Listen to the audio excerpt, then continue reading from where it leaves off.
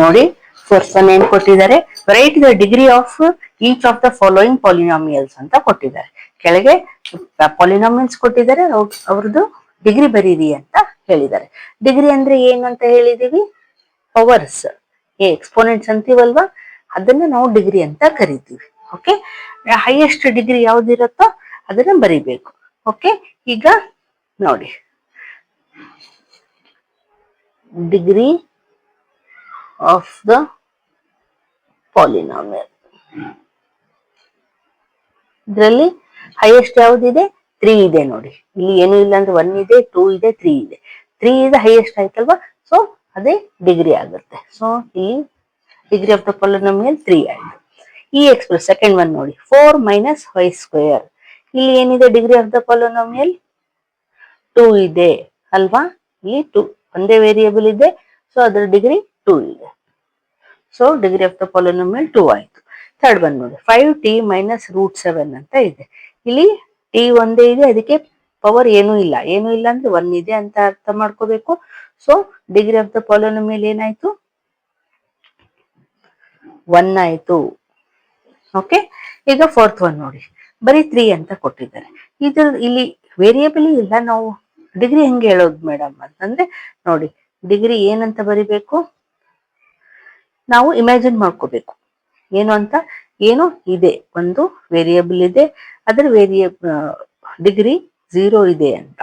Okay, ಈಗ ನೋಡಿ any number raise to the power of 0 ಅಂದ್ರೆ ಏನಾಗುತ್ತೆ, ಇದ್ರ ವ್ಯಾಲ್ಯೂ 1 ಆಗುತ್ತೆ. ಸೊ 3 ಇಂಟು 1 ಮಾಡಿದಾಗ 3ನೇ ಬರುತ್ತೆ ಅಲ್ವಾ. ಸೊ ಇಲ್ಲಿ ಡಿಗ್ರಿ ಏನಾಯ್ತು, 0 ಆಯ್ತು.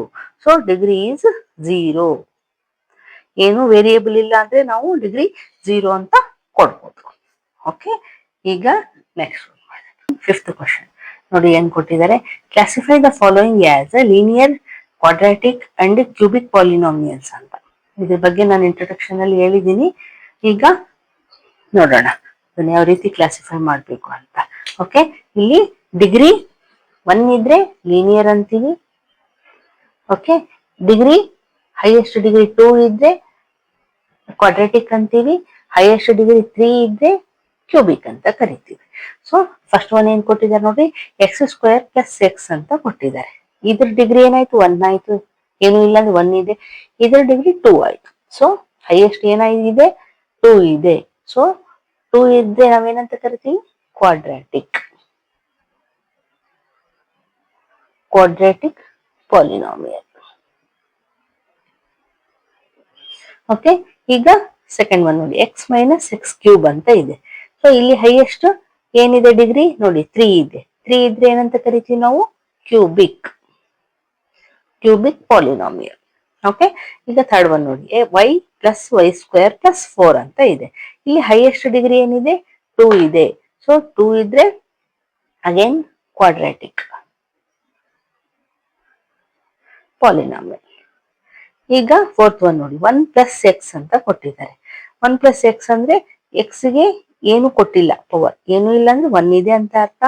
ಸೊ 1 ಇದ್ರೆ ನಾವೇನಂತ ಕರಿತೀವಿ, ಲೀನಿಯರ್ ಪಾಲಿನಾಮಿಯಲ್. ಅದೇ ರೀತಿ ಫಿಫ್ತ್ ಒನ್ ನೋಡಿ, 3t ಅಂತ ಕೊಟ್ಟಿದ್ದಾರೆ.